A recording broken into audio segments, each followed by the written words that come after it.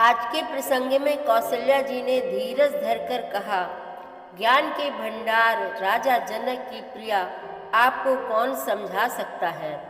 तो भी यदि आपकी राजा जी से बात हो तो कहिएगा लक्ष्मण जी को अयोध्या भेज दिया जाए और भरत को जंगल जाने के लिए कहा जाए, क्योंकि भरत राम के लिए बहुत ही व्याकुल है।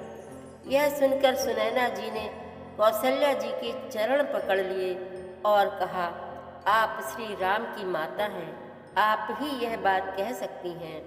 और सभी लोग शांत हो गए। तब धीरज धर कर सुमित्रा जी ने कहा, एक पहर रात्रि बीत गई है, आप भी अपने डेरे में जाकर आराम कीजिए। तब सुनैना जी ने सीता को अपने साथ डेरे में ले जाने को कौशल्या जी से विनती की। रानी सुनैना जी सीता के साथ डेरे में पहुंची। उनका तापस वेश देखकर सभी कुटुंब की स्त्रियां बहुत दुखी हुईं। सीता जी अपने कुटुंबियों से प्रेम पूर्वक मिली।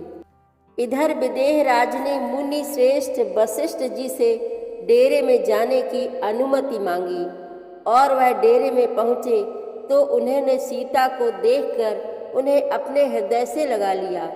विदेह राज इतने ज्ञानी होने पर भी अपने को संभाल नहीं पाते हैं। श्री राम और सीता का प्रेम उन्हें विचलित कर देता है। बड़ा ही रोचक प्रसंग चल रहा है, आप भी धैर्यपूर्वक।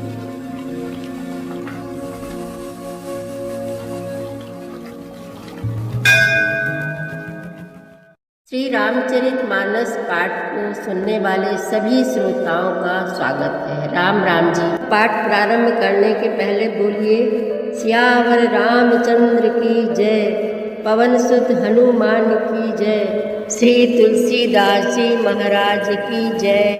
कौशल्या कह धीर धरी, सुनहु देवी मिथिलेसी, को विवेक निधि बल्लभहि, तुम्हि सकई उपदेसी। कौशल्या जी ने फिर धीरज धरकर कहा, हे देवी मिथिलेश्वरी, सुनिए, ज्ञान के भंडार श्री जनक जी की प्रिया आपको कौन उपदेश दे सकता है। रानी राय सन अवसर पाई, अपनी भांति कहब समझाई, रखियहि लखन भरत गवनहि बन, जो यह मत माने महीप मन। हे रानी, मौका पाकर आप राजा को अपनी ओर से जहाँ तक हो सके समझाकर कहिएगा कि लक्ष्मण को घर रख लिया जाए और भरत वन को जाए। यदि यह राय राजा के मन में ठीक जच जाए तो भल जतन करब सुविचारी, मोरे सोच भरत कर भारी, गूढ़ स्नेह भरत मन माही, रहे नीक मोहि लागत नाही।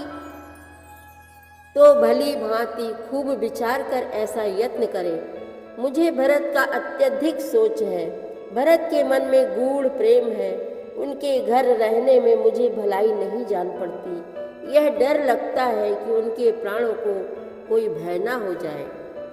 लखी सुभाव सुनि सरल सुबानी, सब भई मगन करुण रस रानी, नभ प्रसून झरि धन्य धन्य दुनि, शिथिल स्नेह सिद्ध जोगी मुनि। कौशल्या जी का स्वभाव देखकर और उनकी सरल और उत्तम वाणी को सुनकर सब रानियां करुणा रस में निमग्न हो गईं। आकाश से पुष्प वर्षा की झड़ी लग गई और धन्य धन्य की ध्वनि होने लगी। सिद्ध योगी और मुनि स्नेह से शिथिल हो गए। सबुर निवास बिथकि लखि रहेऊ, तब धरि धीर सुमित्रा कहेऊ, देवी दंड जुग जामिनी बीती, राम मातु सुनि उठी सप्रीति। सारा रनिवास देखकर थकित रह गया, निस्तब्ध हो गया। तब सुमित्रा जी ने धीरज धर के कहा कि हे देवी, 2 घड़ी रात बीत गई है। यह सुनकर श्री राम जी की माता कौशल्या जी प्रेम पूर्वक उठी। बेगी पाऊ धारिय थलहि, कह स्नेह सति भाई, गति कै मिथिलेश सहाय। और प्रेम सहित सद्भाव से बोली, अब आप शीघ्र डेरे को पधारिए। हमारे तो अब ईश्वर ही गति है अथवा मिथिलेश्वर जनक जी सहायक है। लखि स्नेह सुनि बचन विनीता, जनक प्रिया गह पाए पुनीता। देवी उचित असि विनय तुम्हारी, दशरथ घरिनी राम महतारी। कौशल्या जी के प्रेम को देखकर और उनके विनम्र वचनों को सुनकर जनक जी की प्रिय पत्नी ने उनके पवित्र चरण पकड़ लिए और कहा, हे देवी, आप राजा दशरथ जी की रानी और श्री राम जी की माता हैं। आपकी ऐसी नम्रता उचित ही है। प्रभु अपने नीच आदरही, अग्नि धूम गिर सिर तिनु धरही। सेवक राउ करम मन बानी, सदा सहाय महेश भवानी। प्रभु अपने नीच जनों का भी आदर करते हैं। अग्नि धुएं को और पर्वत तृण घास को अपने सिर पर धारण करते हैं। हमारे राजा तो कर्म मन और वाणी से आपके सेवक हैं और सदा सहायक तो श्री महादेव पार्वती जी ही हैं। रौरे अंग जोग जग को है, दीप सहाय की दिन कर सो है। राम जाई बन कर सुर काजू, अचल अवधपुर करिहि राजू। आपका सहायक होने योग्य जगत में कौन है? दीपक सूर्य की सहायता करने जाकर कहीं शोभा पा सकता है। श्री रामचंद्र जी वन में जाकर देवताओं का कार्य करके अवधपुरी में अचल राज्य करेंगे। अमर नाग नर राम बाहुबल, सुख बसी हहीं अपने अपने थल। यह सब जाग बल के कही राखा, देवी न होई मुधा मुनि भाषा। देवता नाग और मनुष्य सब श्री रामचंद्र जी की भुजाओं के बल पर अपने अपने स्थानों लोकों में सुखपूर्वक बसेंगे। यह सब याज्ञवल्क्य मुनि ने पहले ही से कह रखा है। हे देवी, मुनि का कथन व्यर्थ झूठा नहीं हो सकता। अस कही पग पर प्रेम अति, सिए हित विनय सुनाई। सिए समेत सिए मातु तब, चली सुआय सुपाई। ऐसा कहकर बड़े प्रेम से पैरों पड़कर सीता जी को साथ भेजने के लिए विनती करके और सुंदर आज्ञा पाकर तब सीता जी समेत सीता जी की माता डेरे को चली। प्रिय परिजन ही मिली बैदेही, जो जेहि जोग भांति तेहि तेहि। तापस बेस जानकी देखी, भासब बिकल विषाद विषेखी। जानकी जी अपने प्यारे कुटुंबियों से जो जिस योग्य था उससे उसी प्रकार मिली। जानकी जी को तपस्विनी के भेष में देखकर सभी शोक से अत्यंत व्याकुल हो गए। जनक राम गुर आय सुपाई, चले थलहि सिय देखी आई। लीन लाई उर जनक जानकी, पाहुनि पावन प्रेम प्राण की।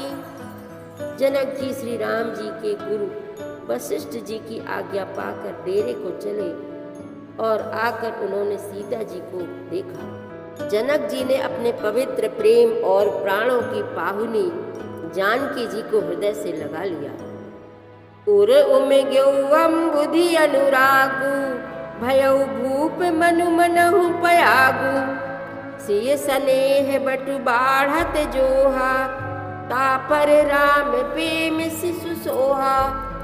उनके हृदय में वात्सल्य प्रेम का समुद्र उमड़ पड़ा। राजा का मन मानो प्रयाग हो गया।